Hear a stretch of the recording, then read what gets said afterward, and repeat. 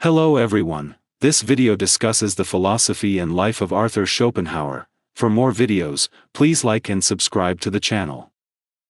Arthur Schopenhauer, 1788–1860, was a German philosopher known for his work on metaphysics, ethics, and aesthetics. He is often considered one of the most important figures in existentialist and pessimistic philosophy. His seminal work, The World as Will and Representation, Die Welt als Will und Vorstellung, argues that the fundamental reality of the universe is a blind, insatiable force he calls will, which manifests itself in various forms and drives all living things. Schopenhauer's philosophy emphasizes the transitory nature of life and the suffering inherent in human existence, leading him to advocate asceticism and the denial of desires as a way to reduce suffering. He also explored themes of art, beauty, and compassion, and suggested that individuals could find moments of respite from the painful toil of existence through aesthetic experiences, particularly in music. His ideas had a significant influence on later thinkers, including Friedrich Nietzsche, Sigmund Freud, and the existentialists. Schopenhauer's pessimism, though intense, contributed to a rich conversation about meaning, freedom, and the human condition that resonates in contemporary philosophy and psychology. Arthur Schopenhauer, 1788–1860, is one of the most influential and provocative philosophers of the 19th century. Best known for his magnum opus The World as Will and Representation, his work presents a bold metaphysical system that places a blind and insatiable will at the foundation of reality.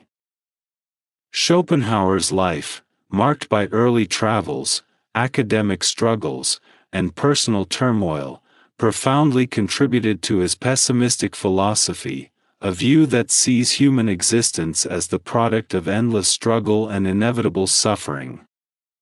This article outlines his biography and provides an in-depth discussion of his philosophical ideas.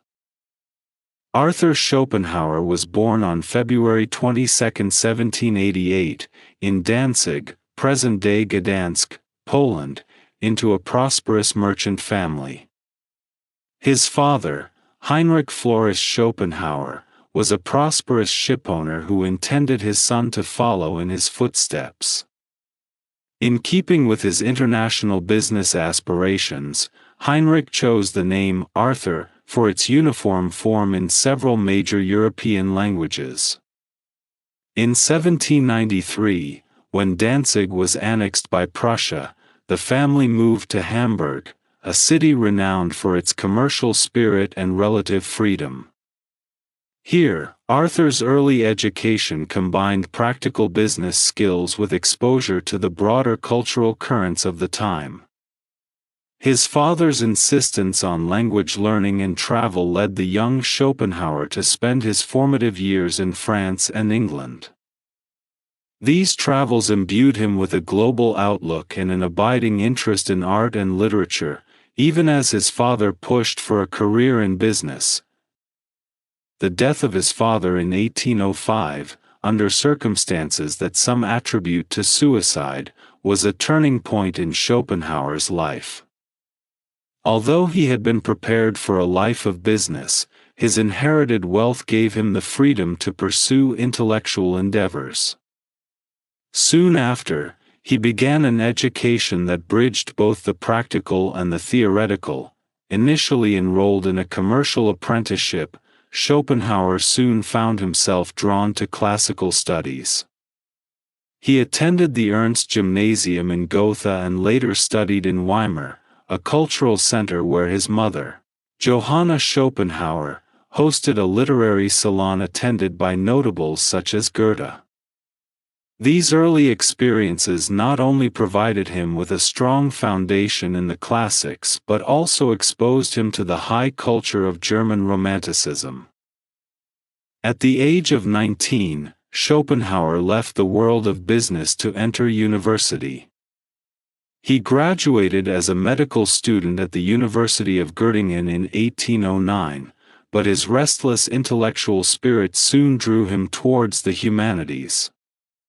It was during his years in Göttingen, and later Berlin, that he encountered the works of Immanuel Kant and Plato, whose ideas would shape his philosophical system. While in Göttingen, he attended lectures on a variety of subjects, from natural science to literature. However, it was his subsequent studies at the University of Berlin, 1811 to 1813, that crystallized his philosophical orientation. Here, despite encounters with such prominent figures as Johann Gottlieb Fichte and Friedrich Schleiermacher, Schopenhauer found himself increasingly at odds with the prevailing idealism. His doctoral dissertation, On the Four Roots of the Principle of Sufficient Reason, 1813, set the stage for his later work, arguing that every phenomenon is limited to a principle that requires sufficient reason or explanation. This work, which he completed in a small town during a short academic stay, demonstrated Schopenhauer's commitment to finding a rational basis for experience, a theme that recurred throughout his philosophical writings. Critical reception of his early academic efforts was mixed, and Schopenhauer's uncompromising and often irascible temperament made him few friends within his academic establishment. His disgust with the pomp and dogmatism of the Berlin philosophical scene, especially his bitter rivalry with Hegel, later became a recurring motif in his work. Schopenhauer's central philosophical work, The World as Will and Representation, first published in 1819, is his most important work. In it, he interprets Kant's distinction between phenomena, the world as it appears to us, and noumena, the thing in itself, by identifying the underlying noumena with a blind, irrational will. According to Schopenhauer, all phenomena, the objects we see, hear, and touch, are merely representations formed by our cognitive faculties. But the underlying reality is not an intellectual substance but a relentless, aimless striving that he calls will. This will is the driving force of all life. It is not limited to humans, it is the metaphysical essence of everything, from the simplest inanimate matter to the most complex beings. Schopenhauer's account of the will explains human suffering. Desire, which springs from the will, is never permanently satisfied. Even moments of pleasure are fleeting, merely the temporary absence of pain, which is by nature the essential condition of life. Thus, existence is characterized by a perpetual cycle of desire and discontent, a view that underlies his philosophical pessimism. Schopenhauer said, "Life is a perpetual oscillation between pain and boredom." In his system, even pleasure is essentially negative, since it is only by negating a pre-existing state that there is a lack or need. This insight into the asymmetry between pleasure and pain had a profound influence on later existential and psychoanalytic thought. For Schopenhauer, true liberation from the cycle of suffering lies in the denial or renunciation of the will itself, a theme he later explores in his ethical writings and in his discussions of asceticism. One of the most prominent aspects of Schopenhauer's philosophy is his account of aesthetics. Art, for him, offers a temporary escape from the relentless demands of the will. When we engage with a work of art, whether a painting, a piece of music, or literature, we are momentarily freed from our own individual strivings and desires. In this will-less state of thought, we can perceive objects simply as representations, untainted by our own personal needs. Schopenhauer considered music the highest form of art because, unlike other art forms that merely imitate eternal ideas or archetypes, music directly embodies the essence of the will. He argued that music is a metaphysical language that expresses the ineffable nature of our inner life. By engaging with music, we are offered a glimpse of the universal suffering and striving that underlies existence, yet we experience it in a way that goes beyond the immediate pain of desire. This transformative power of art is, however, fleeting. Aesthetic experience can offer profound insight and temporary relief from suffering, but it does not provide a permanent solution. For Schopenhauer, only the renunciation of the will, a state achieved through asceticism and a radical reorientation of one's life, can ultimately free one from the endless cycle of desire and dissatisfaction. Schopenhauer's ethical thought is deeply intertwined with his metaphysics. If the ultimate reality is a single, blind will that manifests itself in all beings, then the apparent separation between individuals is illusory. Recognizing this unity, Schopenhauer believes that compassion is the basis of all moral behavior. When we see the suffering of others, we are in fact recognizing our own shared condition. This insight should compel us to act with kindness and to avoid actions that cause harm. In his later essays on ethics, especially his prize essays on the freedom of the will and on the basis of ethics, published together as two fundamental problems of ethics in 1841, Schopenhauer argues that moral obligation is the negation of individual will. He believes that individual freedom, in the sense of unbridled desire, is an illusion. Our actions are determined by our essential nature. True freedom is therefore found not in the satisfaction of desires but in the ascetic renunciation of those same desires. Schopenhauer admires ascetics, wise men who have overcome the torment of the will through self-denial.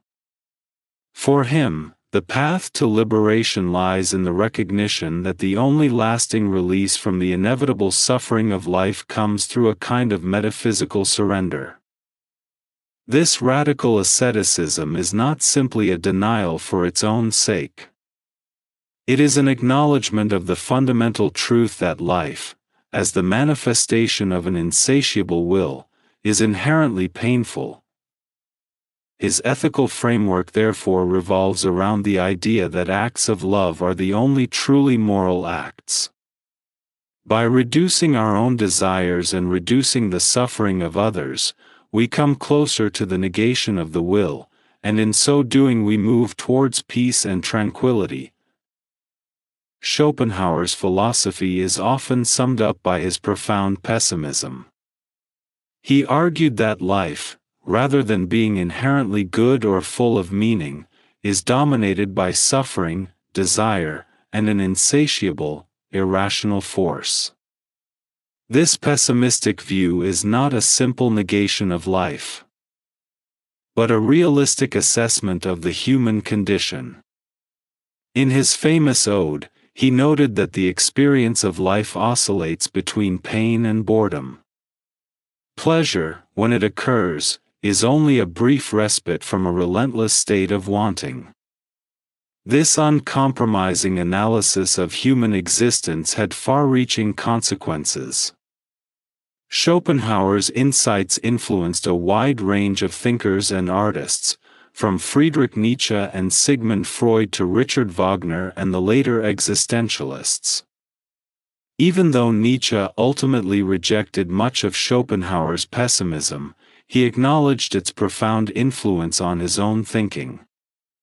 Freud also found in Schopenhauer's analysis of the will a precursor to his own theories about the unconscious and the role of repressed desires in human psychology. Schopenhauer's pessimism extended to his views on society and human relationships. His writings reveal a deep philanthropy and a skepticism about the possibility of lasting human happiness. He was highly critical of romantic love, seeing it as nothing more than the manifestation of a blind, cosmic drive to reproduce the species, a drive that inevitably leads to suffering and despair. In his final years, living alone in Frankfurt with his beloved dog, he remained a reclusive figure, observant of the ups and downs of human relationships and the superficiality of social interactions. Despite his intellectual brilliance, Schopenhauer's personal life was fraught with problems. His relationship with his mother was turbulent, and he often struggled with the expectations placed on him as the heir to a merchant family. His attempts to obtain an academic position in Berlin failed, notably because of his public disagreements with Hegel, who he deliberately scheduled his lectures at the same time to undermine the prevailing philosophical orthodoxy. After several unsuccessful stints at the university, Schopenhauer finally returned to Frankfurt in 1833, where he lived a solitary life for nearly 3 decades. During these years he devoted himself almost entirely to writing.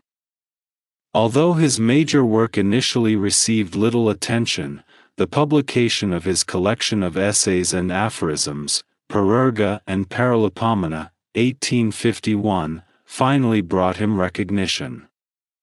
In these writings, he presented reflections on a wide range of subjects, from metaphysics and ethics to art and human psychology, in a manner that combined penetrating intelligence with profound insight into the human condition. In his later years, Schopenhauer's influence began to expand. Intellectuals and artists across Europe, including composer Richard Wagner and writer Thomas Mann, recognized the depth of his insight. Despite his growing recognition, he remained a solitary figure, known for his wit, philanthropy, and uncompromising views. His lifestyle was characterized by rigorous daily routines, long solitary walks, and a deep attachment to his dog, a faithful companion whose name, Atma, Sanskrit for soul, reflected Schopenhauer's lifelong fascination with Eastern philosophy. Schopenhauer died in Frankfurt am Main on September 21, 1860. Although his work was largely ignored during his lifetime, the posthumous reception of his philosophy has established him as a lasting figure among the great thinkers of the modern era. His ideas on the nature of the will, the role of art, and the ethics of compassion continue to resonate with scholars and ordinary readers. Schopenhauer's philosophy, with its bold blend of Kantian idealism, Platonic thought, and Eastern wisdom, laid the foundation for many later developments in philosophy and psychology. His insistence that the world is governed by an irrational, blind will challenge the optimistic rationalism of his contemporaries and paved the way for existential and psychoanalytic thought.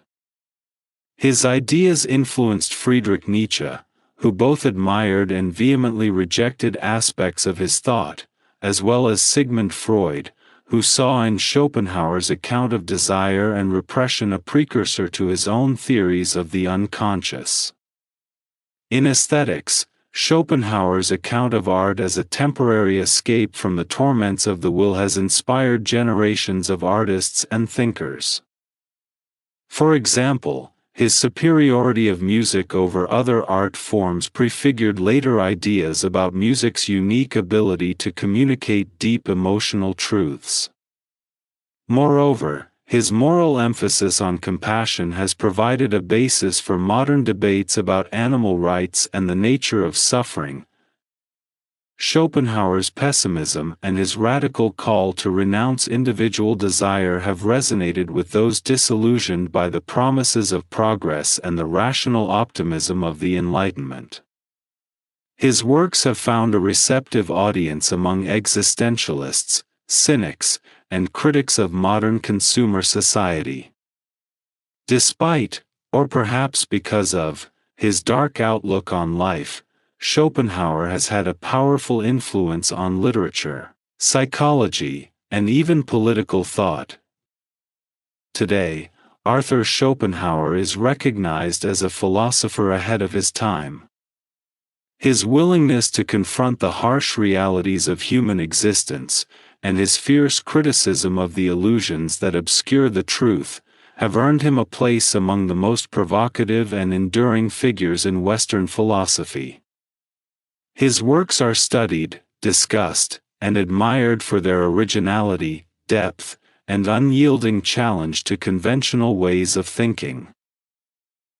Arthur Schopenhauer's life was as turbulent and uncompromising as his philosophy. Born into privilege and yet drawn to the realm of ideas, he transformed personal adversity and isolation into a philosophical system that challenges us to look beyond the superficial trappings of everyday life. His theory that the world is essentially the manifestation of an irrational will, a force that is the source of all suffering, remains a counterpoint to the more optimistic philosophies of his time. With its emphasis on aesthetics, ethics, and the possibility of transcending the will through asceticism, Schopenhauer offers both a diagnosis of the human condition and, briefly, a glimmer of hope for alleviating its inherent suffering. Although largely unrecognized during his lifetime, Schopenhauer's work has grown over the decades, influencing a wide range of disciplines from art and literature to psychology and sociology. Today, his writings continue to offer profound insights into the nature of desire, the inevitability of suffering, and the possibility of finding respite, if only fleeting, in the realm of art and compassionate understanding. In exploring Schopenhauer's life and philosophy, we gain not only insight into the mind of a brilliant and often bitter thinker, but also confront enduring questions about the nature of existence, the value of individual desire, and the possibility of transcending the cycle of suffering that characterizes human life.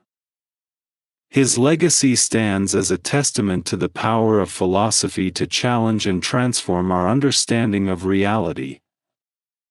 Arthur Schopenhauer was a philosopher ahead of his time. His extreme pessimism, metaphysics of the will, and ethical emphasis on compassion and self-denial set him apart from many of his contemporaries. Although he was largely ignored during his lifetime, his work later had a profound impact across disciplines. He remains a key figure in existential thought, aesthetics, and the study of human suffering today.